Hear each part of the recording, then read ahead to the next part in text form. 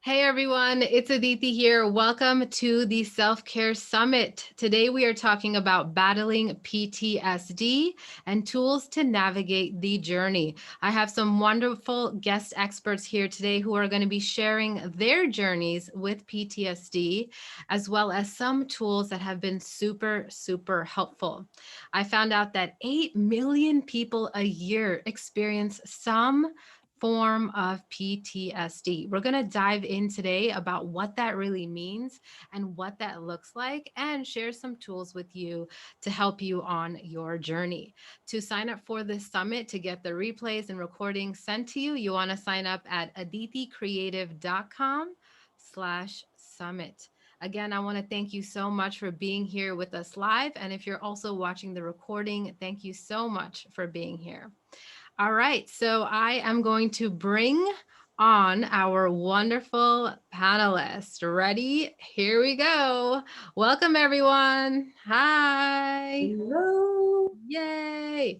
All right. So what we're going to do is we're going to start off by doing introductions. Everyone is going to share their mini story with PTSD, and then we're going to kick it off from there. All right, Charleston, go for it. Well, thank you so much for having me. I'm very excited to be here. I'm Charleston Gaines. I'm an international speaker, life coach, disabled veteran. And I guess for me, the issue was spending 20 years in the Air Force. I've lost a lot of friends and colleagues to suicide. And so it wasn't just a traumatic experience for me. And I can't say that I've experienced PTSD. And part of it is when you realize that some tragedies don't impact you like maybe they should because you've become desensitized. And so I just got it in my head that we can't continue to just try to save people at the last minute. A lot of suicide prevention programs will tell you if someone is about to die by suicide, do this, do that, save them at the last minute. And can we stop being reactionary? Can we stop getting in at the last second and actually prevent people from becoming suicidal in the first place? And I wanted to figure out how to do that. And it wasn't doing these suicide saving techniques the day before or 2 days before. How did we change people's mindsets? And the answer has always been in front of us, but it's about integrating the tools: emotional intelligence, positive psychology, the neuroscience, and the mind-body connection. When people think about preventing suicide, what they think about is take the gun away, tell them they matter, call 911. And what I'm thinking is, what were you doing 3 months ago? What were you doing 6 months ago? You didn't have to be in life-saving mode. 6 months ago could have been a point in time where you were asking them for help to demonstrate that they contribute positively in your life. And so my sole purpose was to develop programs and systems that not just prevent suicide, they don't just come in and save you from sadness, but to replace misery with happiness. And the reason for that is because if you're miserable and I take that away, get you to remove the misery, there's a gap, there's a space. Because happiness isn't just the absence of misery. And if there's a space where the misery used to be, there's a space where misery can fill. So I don't want to leave that empty space. I don't want to leave you in neutral. I want you to replace that misery, fill that gap with happiness.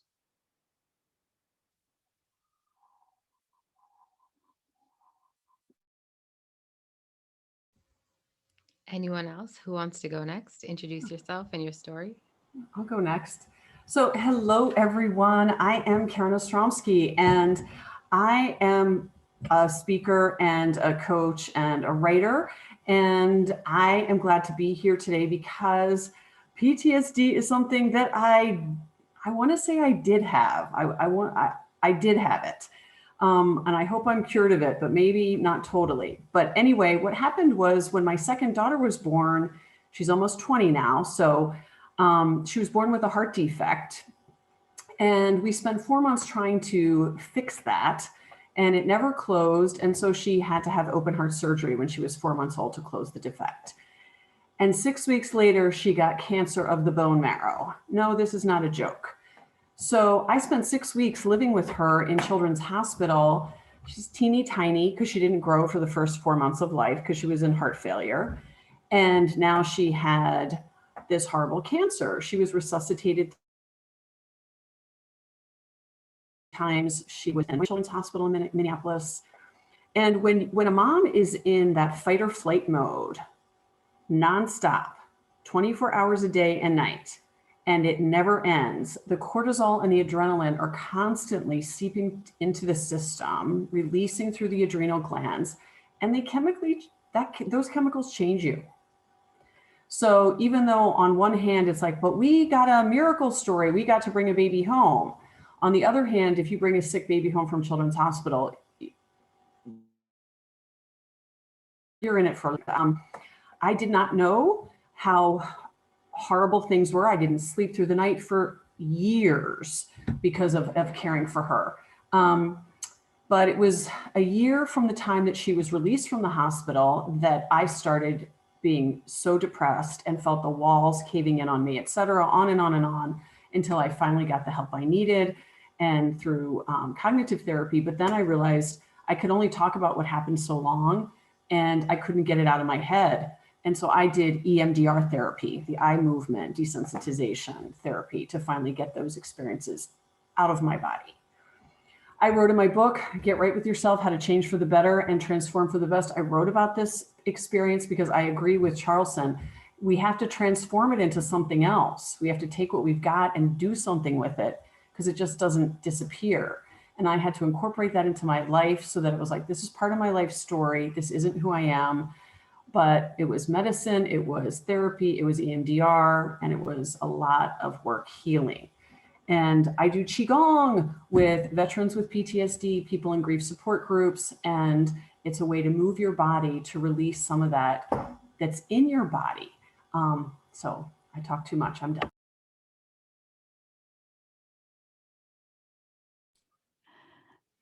I am Gretchen Hernandez, and I am a business process and mindset coach. And my journey with PTSD, at first, I thought wasn't me. I just thought that it was my husband. My husband is a military veteran and he lives with PTSD. And learning how to navigate life in a blended family with 5 kids and all of us having some type of mental health challenges, and then having someone that had PTSD and helping him with his triggers and recognizing it. And then the unexpected happened to me.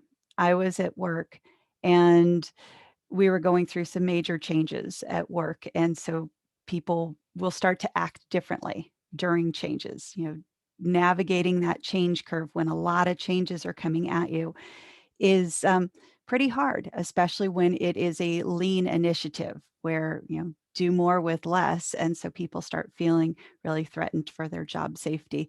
And I was one of the business coaches there, one of the lean business coaches. So I got to experience it with everybody. And so I started to see people acting a lot differently. And in some thought communities, they would call that a toxic work environment.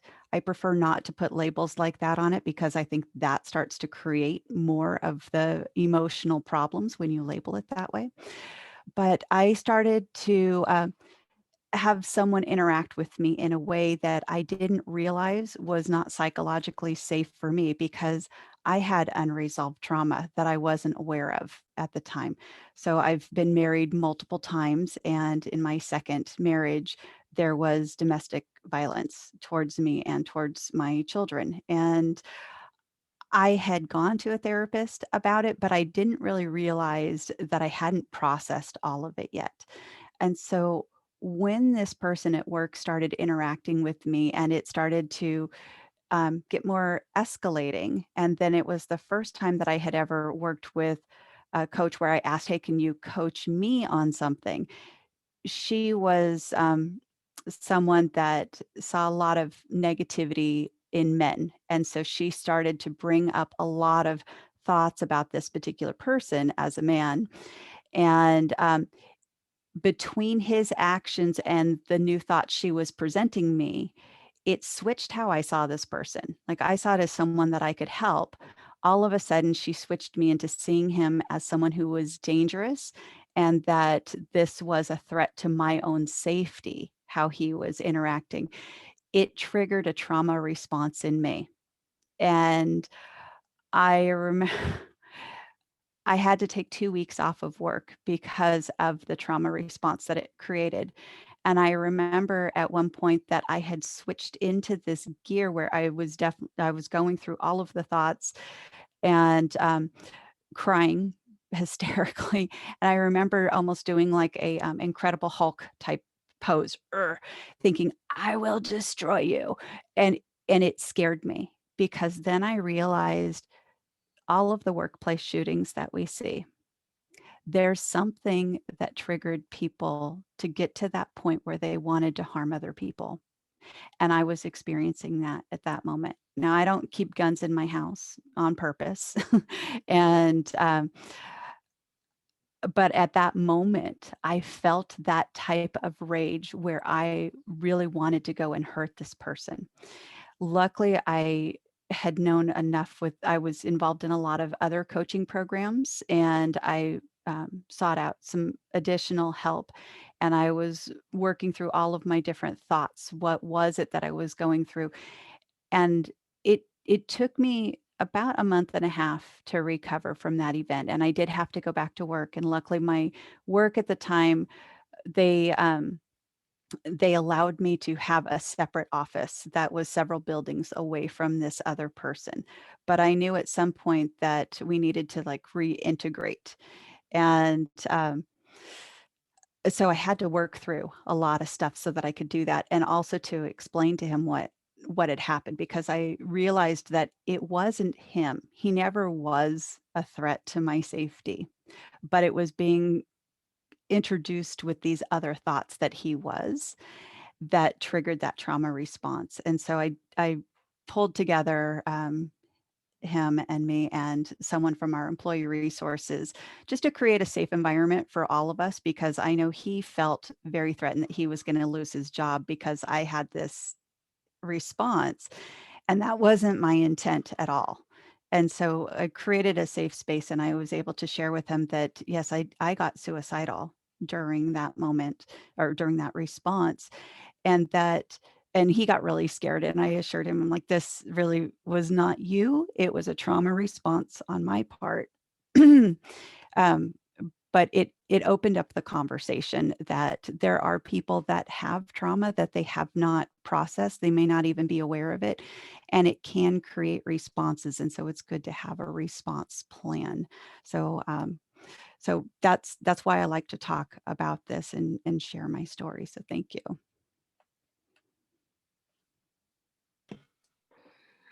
Thank you, everybody. I am Shakti Sharma, and I am a transformational coach. I offer people, create these containers to help people get to the next level, whatever that means for them. And I realize that a lot of times what prevents us from going to the next level is the awareness of where am I right now and where can I go from here. So I use the tools of intuitiveness, understanding of energy, movement. I own 2 yoga studios in the Bay Area. I practice and facilitate body movement. I'm a meditation teacher. I am a breathwork facilitator. And I also teach people how to activate their intuitiveness. And what I've realized working with many, many, many clients in their trauma healing is that that it's not just the stats that we're looking at around PTSD. I learned that there are actually more people who go through different levels of trauma. And some people remember what that trauma is, and some people don't have the memory of that trauma. And mainly because a lot of times our mind and our body tries to latch on to the patterns of the past. They try to kind of go back into acting or absorbing what was done in the past and try to keep doing it in the present time. And I've noticed that sometimes those diagnoses come forward, and a lot of times those diagnoses aren't even there, and people don't even know sometimes what they're going through, but there's just trauma sitting there that creates a response in the body, in the mind, and people feel like, okay, it's fight or flight. Like, what do I do? Like that trauma response really kicks in. So I really work with people to, you know how they say you can't solve any problem with the same level of awareness that created it. So I really help people create a higher vibration in their field, in their energy field, and using the tools, especially breath work. It really takes people deeper into their own inner journey to resolve the trauma in a very gentle way, where it's not a push or pull. It's not like you have to do it, but it's that gentle holding and gentle breathing that really loosen up the grip of that trauma, bit by bit, layer by layer, whatever they're ready for in that moment. And then that gentle allowing really help them to clear it out as much as they can in every sitting. And honestly, working with clients that have PTSD is very humbling experience, and I'm really truly honored to work with vets, and just understanding their inner challenges have been very eye-opening. I have not personally experienced PTSD, but I am very empathic. So it's, people who are empathic and sensitive to energy, we feel other people's stuff. We feel what they feel. We learn to see things from their perspective. And it is very challenging. At the same time, I cannot kind of overemphasize how much that gentle holding, it goes such a long way. Just that human to human, that connection, those words of, I am here for you, I care for you, I am here to support you, you are safe here in this container. Though these go such a long way in the healing of PTSD. Thank you so much. So beautiful to learn about all of your stories. For me, I feel like mine really started with my weight loss journey. I had always struggled with my weight, and I found out through working with an energy healer that I had a lot of trauma stuck in my body. I had a lot of pain sitting in my body, and I'm also an empath. I'm a highly sensitive person, and I just had so many traumatic moments from my past that were like literally sitting trapped in my body, which was causing me to have more weight because it kind of became my protection, because it's like my insides were just very scared. I had no idea the level of anxiety I had, how stressed out I was all the time. Like it was just such a normal state of being that I just thought that this was normal life. People are just this stressed out. But it was working with an energy healer that I really got to understand the different layers of it.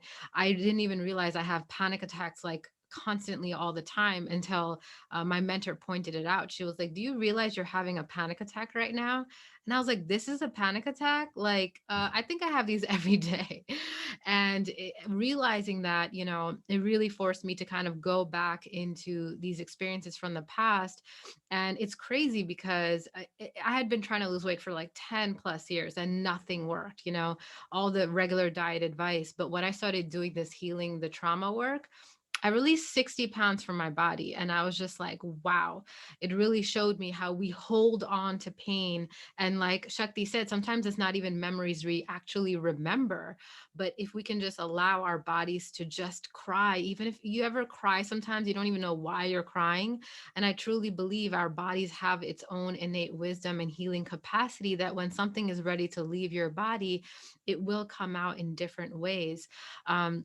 I also experienced a lot of bullying. I always found myself in leadership positions. So I feel like there was always like eyes on me, and the rejection and just people talking about me and things like that. It just caused me to really shrink. And I have a pretty bold and big personality, but for many times, for many years, I feel like I've just been really shrunken. And I had read something about that with PTSD, that it's like you live in a shrunken world, like inside of yourself. And those experiences really showed me. And I always thought, again, PTSD is for people in war zones or just trauma in general. But I learned that trauma is really so much more than that. Trauma can happen from, losing a loved one. It can happen from experiencing an incident or even watching an act of violence in front of you. Even the things we see on TV can cause us to have trauma. So I really wanted to open up the conversation to what trauma is and how it can be affecting us in different ways. So Karen is going to be moderating our panel today. So I'm going to pass it over to Karen. Go for it. So thank you, Aditi. So the question is, who can even get PTSD? Do we know the answer to that? I think it's anyone, At what age? Infancy. any age. I'm going to go with infancy because I saw it in my own daughter. She, after the experience, she was in a nonverbal state. She was tiny. She was constantly traumatized. And after she had come out of the hospital after all of that, I saw her have a mini panic attack when we were going into a doctor's office, and the silver like elevator doors were going to open, and she was constantly being wheeled into operating rooms and constantly being in front of those things, and she wouldn't get on the elevator. Well, what do you call that? When she was in school and in preschool, and they do that thing where you lay down on white paper and draw trace your body. Oh no, she was not going to lie down on white paper. What's going to happen, And when it was time for her to go, we're going to go on a hayride. It's the fall, and she's 4. She goes, will it hurt? I said, no, the hayride won't hurt. So she just associated all new experiences with pain and with trauma, et cetera. So trauma sensitivity, I think, is becoming more of a buzzword. What does anybody feel about that? Do we feel like it's getting its due or not? I think COVID itself is a trauma, to be honest with you. I'm collecting research right now to do a 6-week course of what to do with your COVID experience as you reemerge from it as a survivor. But anyone, what do you think? Yeah, I think we all have varying degree of traumas, and they show up most commonly as what feels like death to you. For me personally, what feels like death is rejection. Somebody saying that I am not a good person. And I have my heart, I think all of us have hearts of little kids. We have innocence in our hearts, and anytime the door is shut on us, anytime there's rejection, that creates the root of the trauma. And everybody has it. Everybody has it. It depends on how sensitive you are to recognizing that trauma, recognizing how your body is reacting to it in that moment. And when I look at like the energy, all of us are energy. We vibrate at a certain frequency. Some people have very dense fields energetically. Some people have very light fields. And I have clients who any type of misalignment that happens in their body, or any type of misalignment emotionally that comes up for them, any trauma response comes up, their body just shuts down. Their body just swell up. Their body just do all kinds of things. There are all kinds of like illnesses that come out, and they're so sensitive to these responses. So I truly believe that all of us have stuff going on in our subconscious mind. Some of us have accessed it. Some of us know and understand what it is. Some of us are in that journey of discovery. Some of us are more in that management. Hey, I know what those patterns are, and I am here. I know I have my tools, and I feel confident in taking just one step at a time in my path. So Shakti, you described PTSD as feeling like death. Anybody else? Anybody? I mean, for me, it felt like the walls were caving in on me and I didn't want to be a mother, which is something I wanted since I was 5. It just was, my world was so upside down. I was so desperate and miserable. I But feel the same as both of you. It feels like death, and it feels like my insides are collapsing. anyone else? I have Yeah. 2 different experiences with the feeling. So for me, part of it is also the fear of imminent death, that I am directly going to be, my life is going to be threatened. So with COVID, I definitely had a panic response from going to the grocery store. And just driving back from the grocery store, I had to try to get anchored in where I was. And I remember seeing birds flying in the sky and thinking, they don't even have thoughts about COVID right now. Like they're not going to have a panic attack because they're not thinking about the threat to their life. But I was thinking about the threat to my life, and it was creating this. So I also have some trauma responses to fires out in California. When half your state's on fire and you're getting evacuated, that creates a lot of fear of imminent death. And then the other one was the rage side of it, the one that I had shared with you, where it's like it wasn't about my life anymore.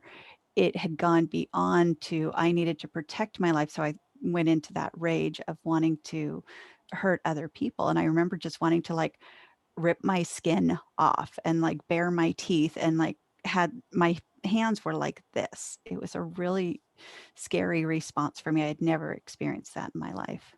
So I would call that the animal in you. I mean, like there, I saw your claws, like the animal in you just wants to, yeah. Charleston, can you add to that, or if you'd like? Yeah, well, when I think about the idea, the concept of you feeling boxed in or almost inside or beside of yourself, a lot of that is really you're safe there.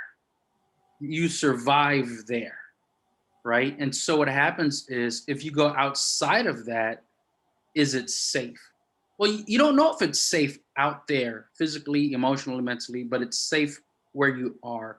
And so a lot of times these are survival responses that works when you were little. They worked in previous traumas. And so you go back to that. So I'm safe with the walls closing in on me. I don't like it, but I can stay here and not die.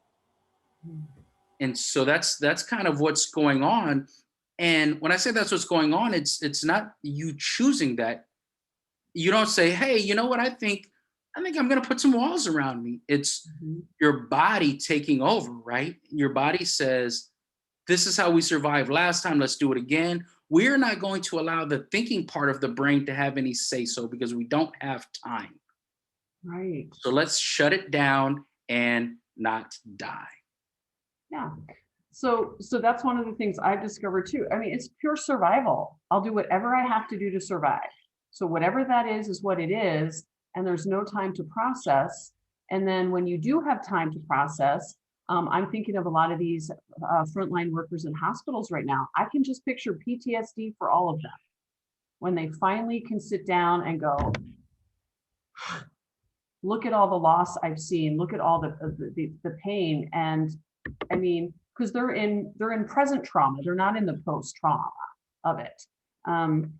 So it seems like we're all agreeing with this business of it's in our body. There's this survival thing. There is all of this thing can come out.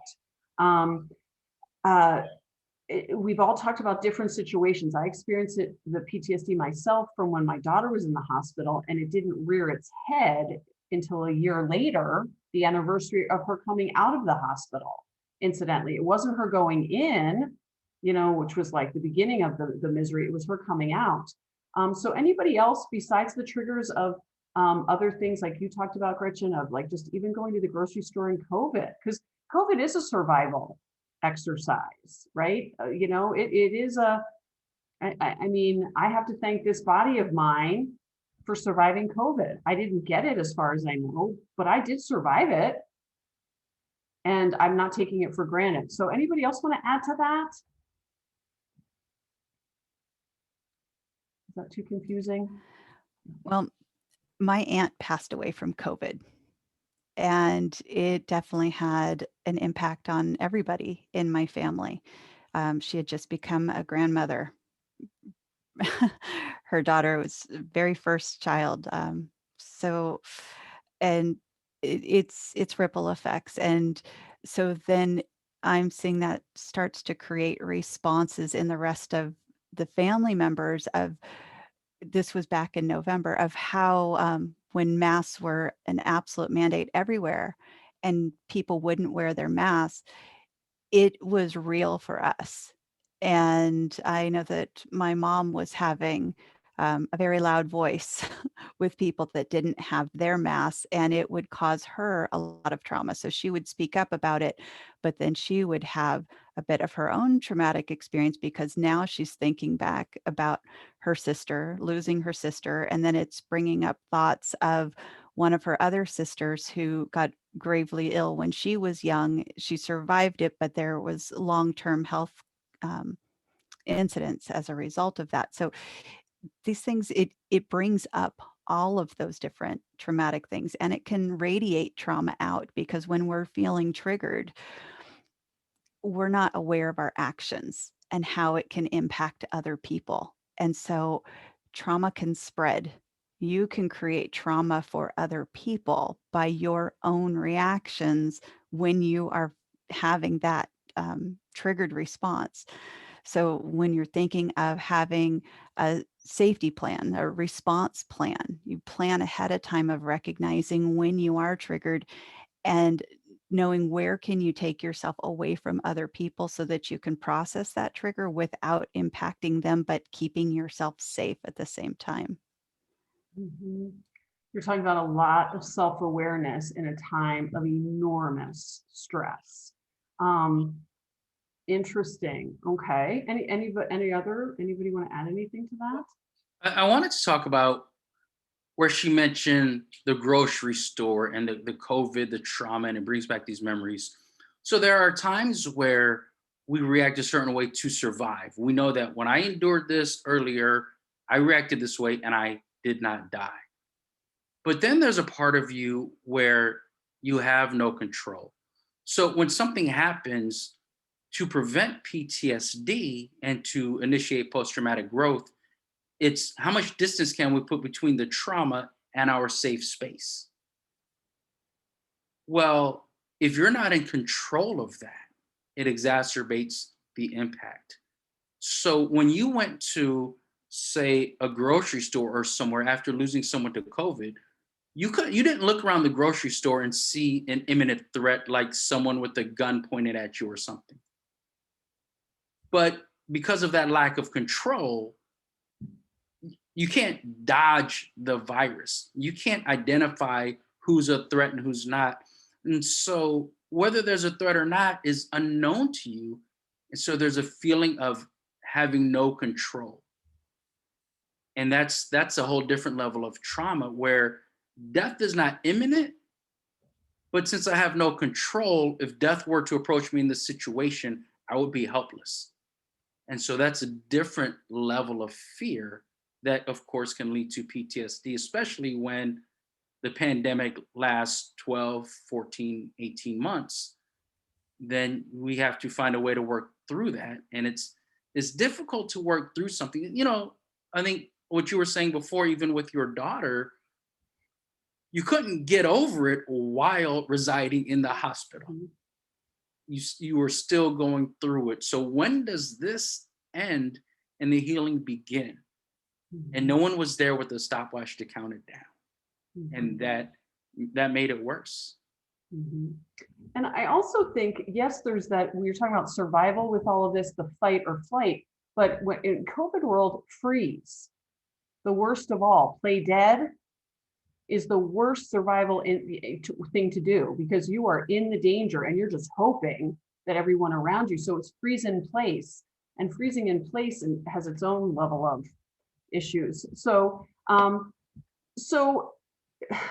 Aditi gave me some good questions to ask, and I'm going along all these different ways here. So, does anybody want to offer how you have, I talked about doing the talk therapy. I had medication, which I still take now for depression, anxiety. And then I had to finally do the EMDR therapy because it was stuck in my body, what happened to my daughter. And I wanted to, I'm just going to say it, torture the nurse that watched her bleed to death almost one night. And I wanted to do it in front of her family so they could watch it because look what she did to me. And I couldn't get past this. Okay.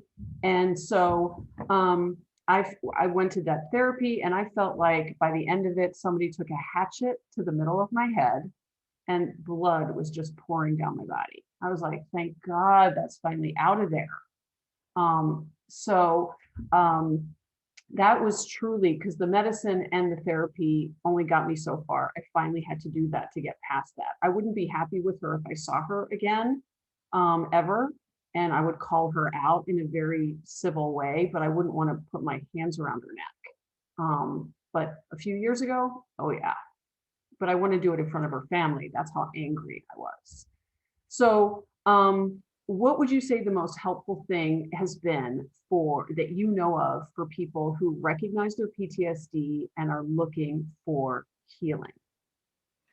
I think the first thing is separating people from the triggers, separating them from the environment when they're constantly getting triggered, and bringing them in a more safer place where they can go within, they can let their guard down, they can really start to kind of understand what is it that is coming up.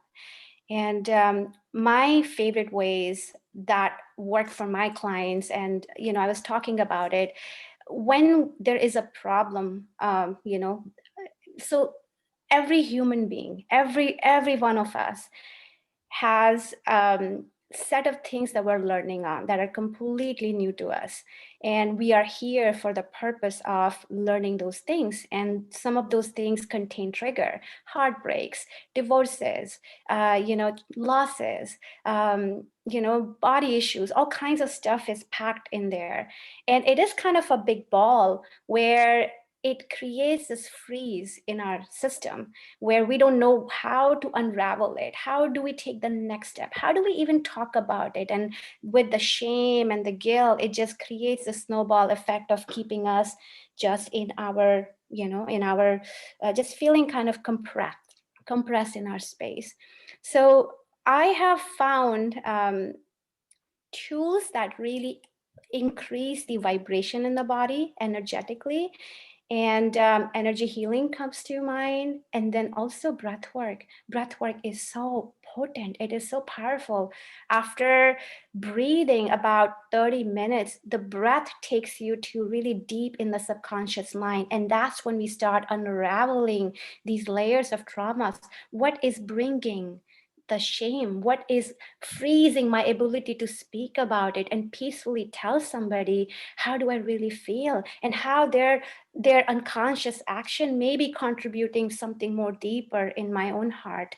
So I have found those specific modalities as consistent, like frequent, engaging in, participating in, truly helpful. And then the daily management of meditating, because if I look at it energetically, in those moments the body is losing its ability to ground itself.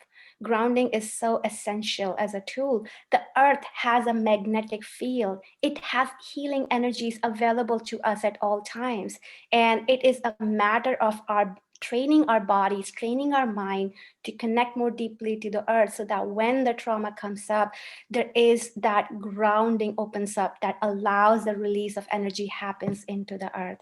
So I have found meditation quite helpful when the right tools are taught. When it's done in a specific way, it can be a game changer. Mm-hmm. I Okay, feel so all. yeah.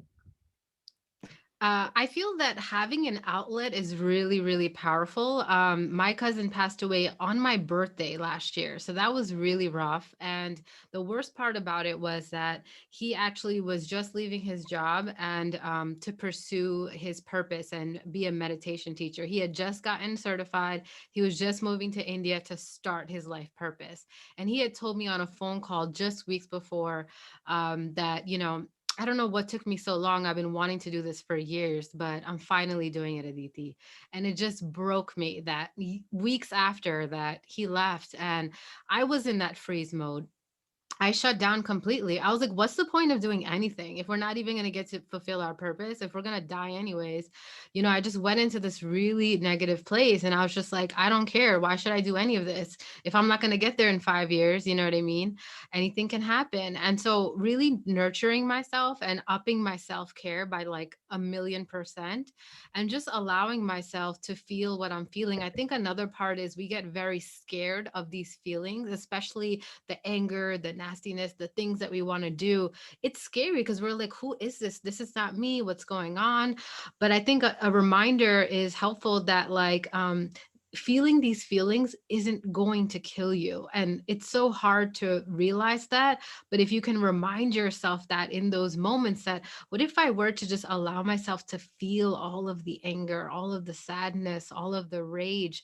And that's why I think an outlet is helpful for me. I actually started writing poetry during my hardest heartbreaks because I just couldn't deal with the pain. And I started writing this book when I went through my first heartbreak. And literally each page I wrote took me 5 hours of crying to just write one page.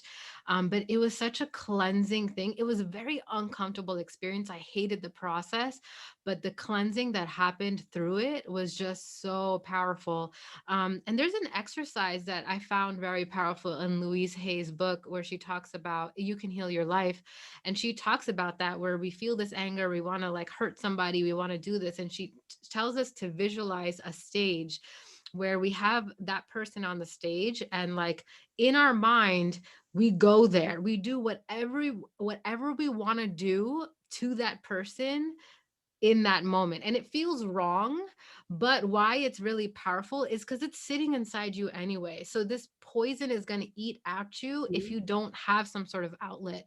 So I remember doing this in a few times and I remember feeling really wrong about it. I'm like, this feels really bad that I'm beating someone up in my head, right? But the point is to actually release the energy that's sitting inside of you.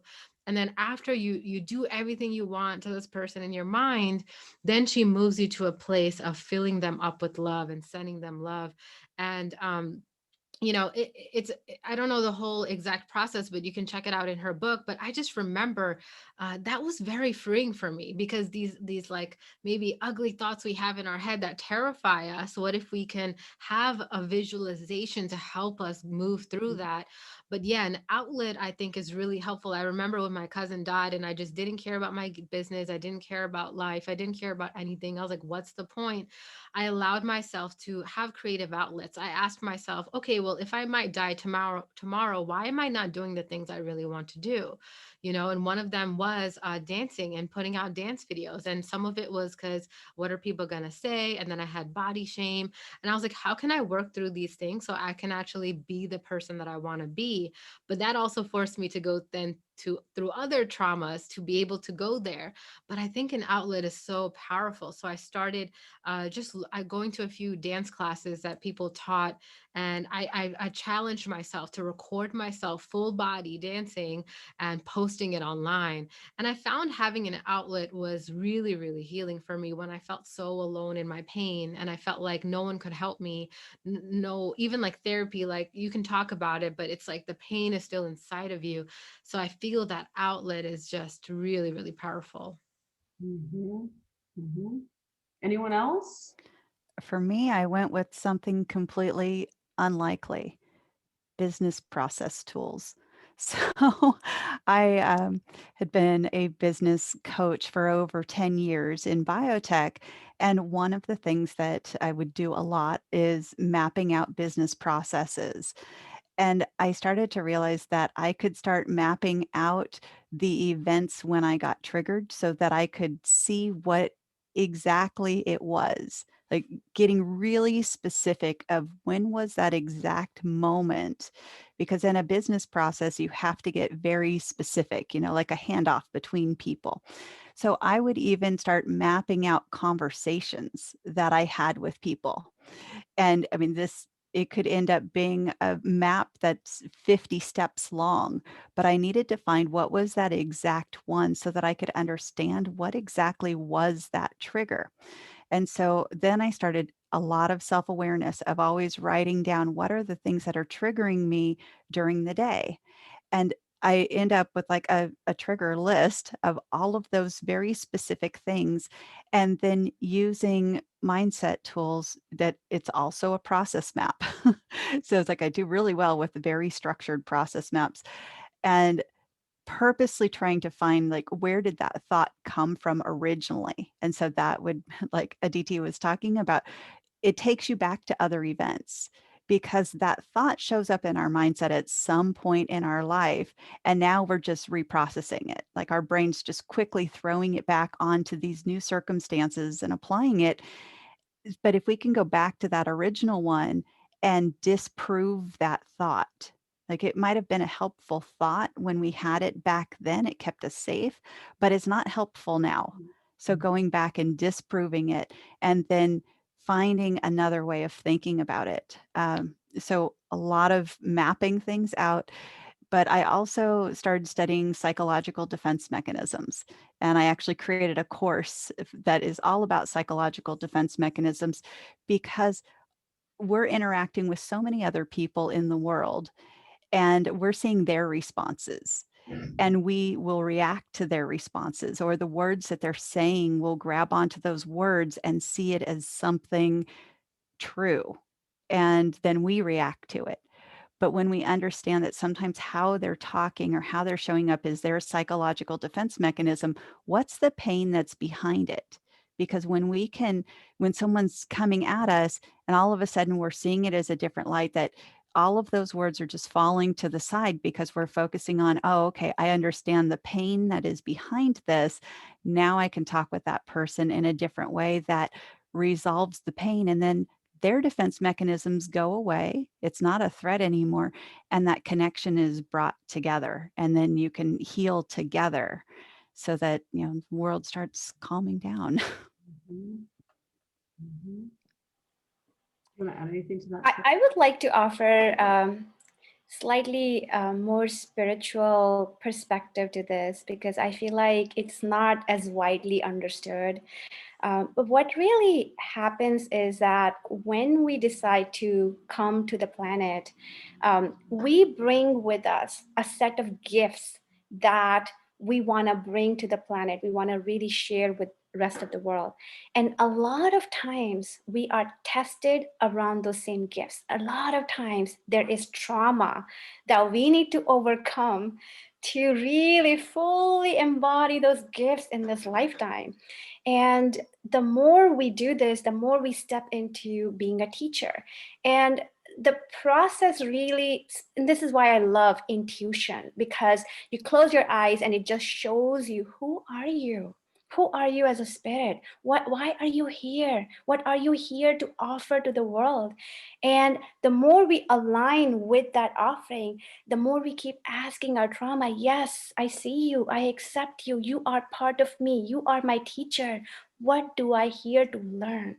That's when it all kind of starts to turn around and we start to align more into who we are really meant to be, which is where we are the happiest, most content, the wildest, the most innate wisdom we have. That's when it starts flowing outward. So just wanted to offer that because not everybody can, understands the spiritual perspective around things too. Mhm. So I'm also thinking, instead of just, the things that happen to us might also happen for us.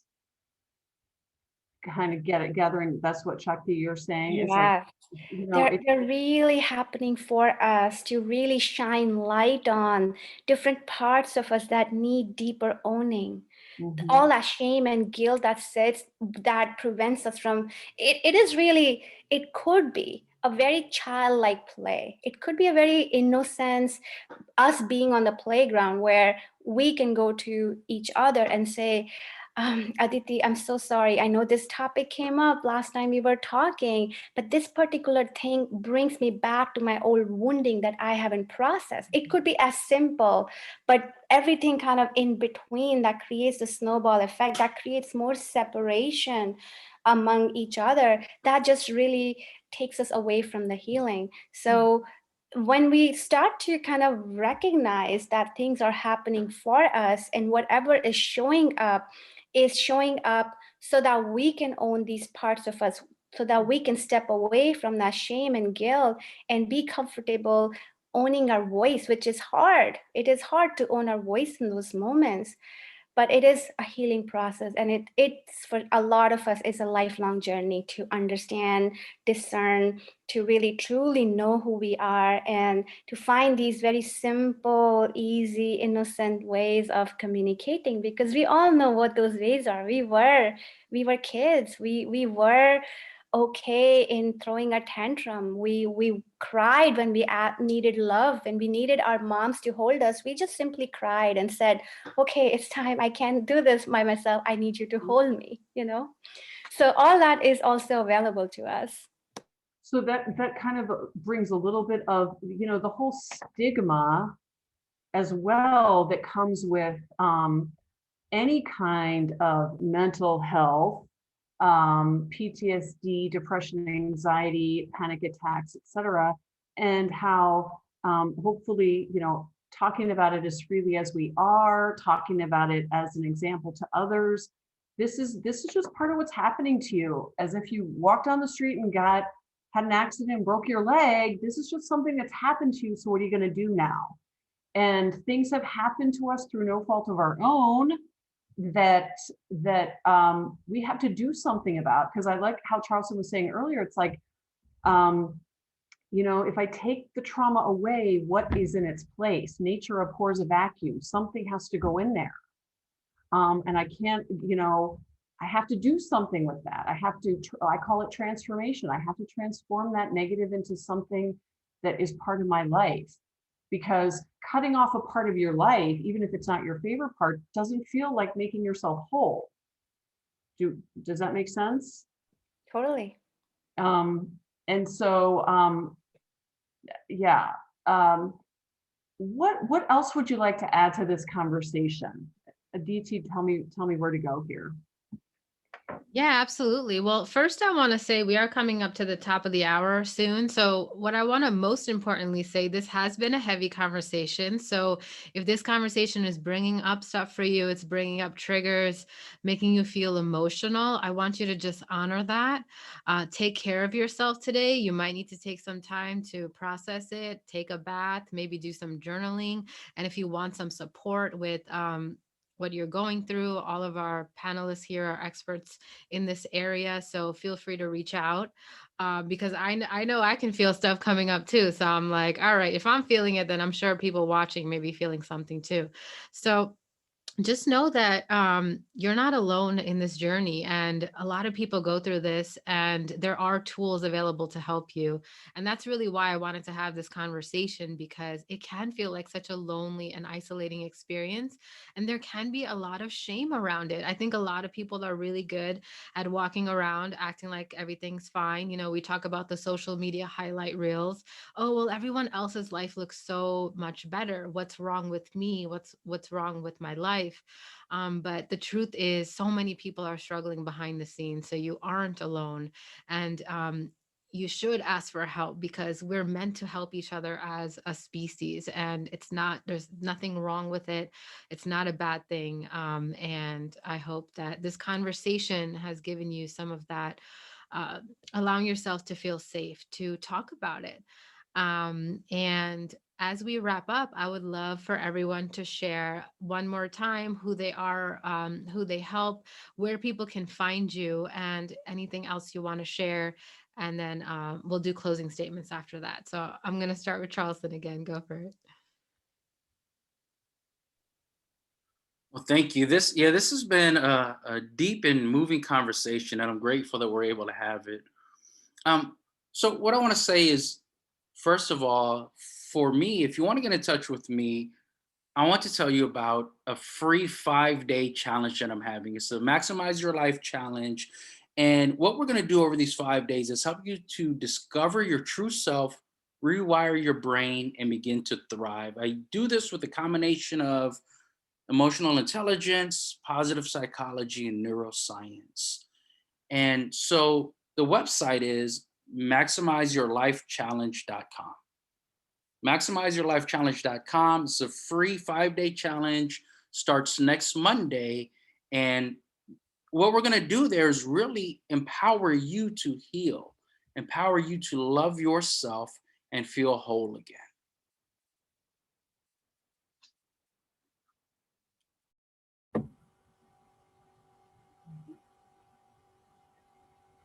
Am I frozen? Should I go ahead? Yeah. So I am Karen Ostromsky, like I said, and I do coaching, and there goes my dog upstairs, and public speaking about these topics and wellness and health. And so I'm at KarenOstromsky.com. So that's a great way to reach me. And I am gathering information about the experience. Yeah, I'll put this in the chat about people and what they've gone through during COVID, because I'm creating right now a 6-week course about how to get from what happened to what you want. So if you want to contribute to that course, I'm scheduling phone calls to talk about that. So thank you. And I'm Gretchen Hernandez. I am a business process and mindset coach. So I help solopreneurs and entrepreneurs that are struggling with the different triggers in their life, with difficult people in their life, and also when they're trying to create a business, because a lot of triggers come up when you're trying to start a business. And so I incorporate business process coaching as well as the mindset to help identify the triggers, resolve them, but also start coming up with all of the documented business processes for your business, because that can help with a lot of the mental health challenges, is having those routine processes and finding the right things that work for you. So I also am a podcast host. So my website is myfreedomgrove.com. Many of the podcast episodes will talk about some of the specific triggers and all of the shifts that go along with it. One of my earlier episodes is another gentleman who was sharing his PTSD experience. He was a first responder. And so one of the things that helped him was equine therapy, so horses. So that would be a great episode for anyone to go and listen to. I have a free guide on the front page of my website for easing your mind and thriving in business. So it's 3 steps that you can start doing to start feeling better. It's a workbook, so you can get that at myfreedomgrove.com. All right. And I am Shakti Sharma. I am just honored to be here with you all today. Such rich conversation we had from all different perspectives. And I specialize in creating more holistic solutions for managing, treating PTSD, anxiety, depression. So if you feel inspired to connect, I specifically use tools of breathwork and intuitiveness. And there's a whole 10-month journey that I take people on and really work from inside, really work from showing people how they can have a energetic hygiene within themselves, how they can open up their level of awareness, and how they can activate the intuitiveness. Because once this is awakened, we find all our answers within us. There's nothing outside that can ever provide us support, and we learn to find that support within us.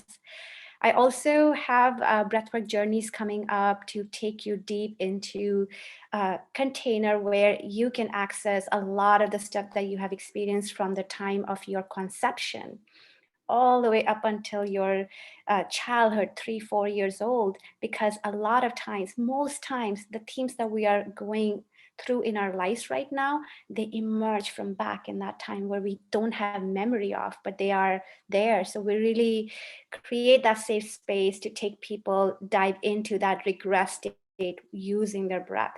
And it is super safe, gentle, and there's such strong support available. And I work with a lot of women to help, release and resolve their grief, shame, help women breathe fully and also feel fully.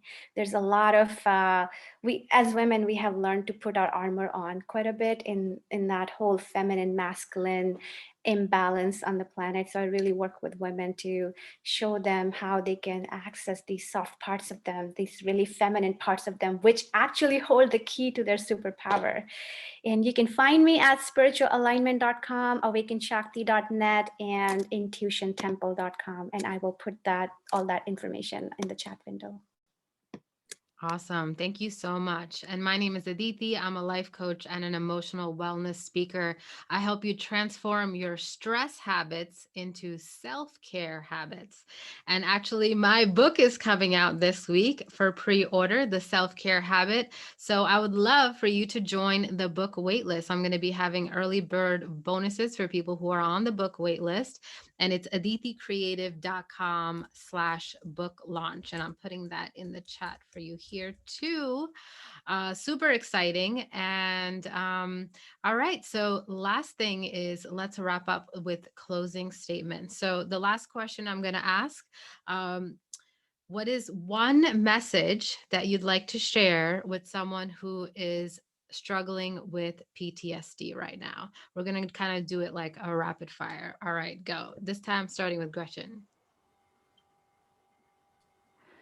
First and foremost, keep yourself safe. Always have a response plan that you've thought about ahead of time for when you expect to experience triggers.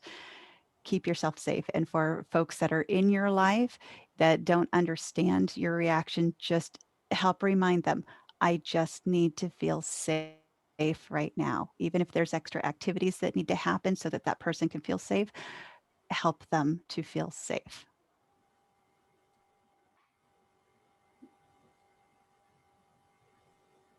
Anyone, go ahead. Number one, all your feelings, your responses, your emotions are very valid. Please know that all your journey is very valid, and it is okay to lean on support. It's okay to ask for help. It's okay to have this tribe rooting for you, and you don't have to do this by yourself alone. And I would say there's hope. There's absolutely hope for healing. This may not be your favorite part of your life, but this is your precious life just the same. And there is hope in healing.